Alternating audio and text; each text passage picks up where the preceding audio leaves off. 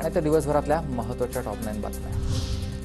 20 फेब्रुवारीला विधिमंडळाच्या कामकाज सल्लागार समितीची बैठक। 3 मार्चपासून राज्याचं अर्थसंकल्पीय अधिवेशन सुरू होणार। निवडणूक आयोगाच्या मुख्य निवडणूक आयुक्तपदी ज्ञानेश कुमार यांची नियुक्ती। मुख्य निवडणूक आयुक्त राजीव कुमार हे निवृत्त होत आहेत। राज्यातील 419 शासकीय आयटीआय संस्था खासगीकरणासाठी खुल्या करण्यात येणार आहेत। दरम्यान शासकीय आयटीआयवरील सरकारची मालकी कायम राहणार असल्याची मंगलप्रभात लोढांची माहिती आहे। साखर कारखान्यांचे गाळप पूर्ण होऊन बंद होण्याचं प्रमाण गतवर्षीच्या तुलनेत जवळपास 3 पट आहे। गेल्या वर्षी आतापर्यंत केवळ 9 कारखान्यांचं गाळप पूर्ण झालं होतं, तर यावर्षी 25 कारखाने झालेत बंद। टोरेस कंपनी घोटाळा प्रकरणी युक्रेनियन अभिनेता आर्मेन अटाईन विरोधामध्ये गुन्हा दाखल झालाय दुसरा आणि परदेशी आरोपींना बनावट प्रमाणपत्रांआधारे मुंबईत प्रस्थापित करण्यात मदत केल्याचा त्याच्यावर आरोप आहे। आर्मेन अटाईन सध्या अटकेत आहे।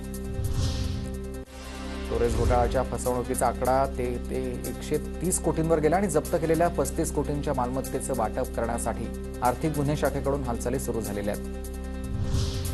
न्यू इंडिया कोऑपरेटिव्ह बँकेच्या घोटाळा प्रकरणी आता फरार आरोपी विरोधामध्ये लुकआउट सर्क्युलर जारी करण्यात आलाय। आरोपी उन्नतनाथ अरुणाचलम उर्फ अरुणभाई हा अद्याप देखील फरार आहे आणि आरोपी हितेश मेहतानं अरुणभाईला 20 कोटी रुपये दिल्याचं समोर आलंय।